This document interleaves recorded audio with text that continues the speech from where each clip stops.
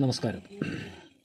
ആരോഗ്യമുള്ള, സൗന്ദര്യമുള്ള, പ്രശസ്തിയുള്ള, സമൂഹത്തിൽ നാലാൾ അറിയുന്ന കഴിവുള്ള ചെറുപ്പക്കാരായ ആൾക്കാരെ കാണുമ്പോൾ അവരോട് ഇഷ്ടം തോന്നുന്നത് സ്വാഭാവികമാണ്.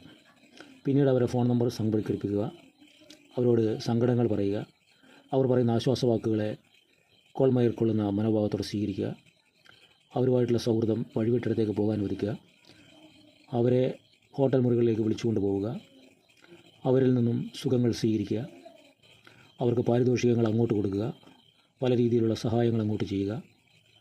ഒരു ഘട്ടം കഴിയുമ്പോൾ അവരുമായി ഉടക്കുക, അപ്പോൾ പീഡനാരോപണങ്ങളായി പുറത്തു വരിക. ഇതാണ് കോൺഗ്രസിൻ്റെ യുവനേതാവ് രാഹുൽ മാങ്കൂട്ടത്തിനെതിരെ പല യുവതികളും ചെയ്തതായി പറയപ്പെടുന്നത്.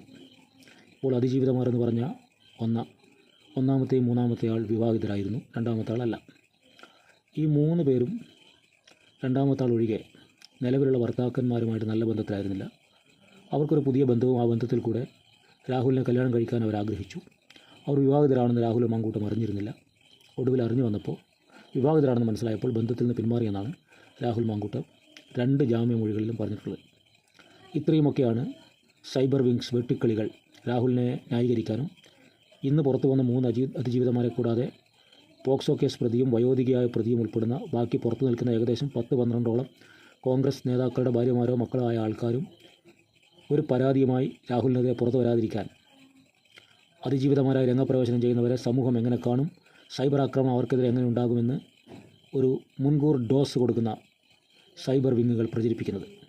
എനിക്കൊറ്റ സംശയമുള്ളൂ, ഒരു കാര്യത്തിൽ മാത്രം ഇവർ ന്യായീകരണം തന്നാൽ മതി. അതിജീവിതമാർ മോശക്കാരാണ്, ആൾക്കാരെ വശീകരിച്ചെടുക്കുന്നവരാണ്, അവർക്ക് ഭർത്താക്കന്മാരുണ്ടായിട്ടും അവർ മറ്റുള്ളവരെ വലവീശി പിടിക്കുന്നവരാണ്. ചെറുപ്പക്കാരനായ, ആരോഗ്യമുള്ള, സുന്ദരനായ, പണമുള്ള, പ്രതാപശാലിയായ ഒരുത്തനെ കൂട്ടുപിടിക്കാൻ കിട്ടുമെന്ന് മനസ്സിലാക്കിയപ്പോൾ സ്വന്തം ഭർത്താവിനെ വിശ്വാസവഞ്ചന കാണിച്ച അവർ ബന്ധത്തിൽ വിള്ളൽ വീഴ്ത്തി ഇവനെയും വിശ്വസിച്ച് വന്നു. ഇവൻ പറയുന്നത് കേട്ട് ഗർഭിണിയായി, ഗർഭചിത്രവും നടത്തി. ഒടുവിൽ ഇവനെ ലഭിക്കില്ലെന്ന് പറഞ്ഞപ്പോൾ ഉഭയകക്ഷി പ്രകാരം നടത്തിയ ലൈംഗിക ബന്ധത്തെ ബലാത്സംഗമായും പീഡനമായും ചിത്രീകരിക്കുന്നത് ശരിയല്ല എന്ന് പറയുന്ന ഈ കോൺഗ്രസ് അണികളോടുള്ള എൻ്റെ ചോദ്യം ഇതാണ്. ഇവർ മോശക്കാരാണല്ലോ, സ്ത്രീകൾ. അവർ ആൾക്കാരെ വലവീശി പിടിക്കുന്നവരാണല്ലോ, അവർ പണവും പാരിതോഷവും അങ്ങോട്ട് കൊടുത്ത് ബന്ധം തുടരുന്നവരാണല്ലോ, അവർ മോശക്കാരികളാണല്ലോ. അപ്പോൾ ഒരു ജനപ്രതിനിധിയായ സംശുദ്ധ ജീവിതം നയിക്കേണ്ടിയ രാഹുൽ മാങ്കൂട്ടം എന്ന് പറയുന്ന ഇത്രയും വലിയ വിശുദ്ധനായ മഹാനായ വ്യക്തി എന്തിനാണ് ഇതുപോലത്തെ സ്ത്രീകളുമായി ബന്ധം സ്ഥാപിക്കുന്നത്? എന്തിനാണ് ഇവരോട് ചാറ്റിംഗ് നടത്തുന്നത്? എന്തിനാണ് ഇവരോട് ഇടപെടുന്നത്? എന്തിനാണ് ഇവർക്ക് വാഗ്ദാനങ്ങൾ നൽകുന്നത്? എന്തിനാണ് ഇവർ വിളിക്കുന്നിടത്തൊക്കെ പോകുന്നത്? അങ്ങനെ കണ്ട സ്ത്രീകളൊക്കെ, മോശക്കാരായ സ്ത്രീകൾ വിളിക്കുന്നിടത്തൊക്കെ പോകേണ്ട ആളാണോ രാഹുൽ മാങ്കൂട്ടം?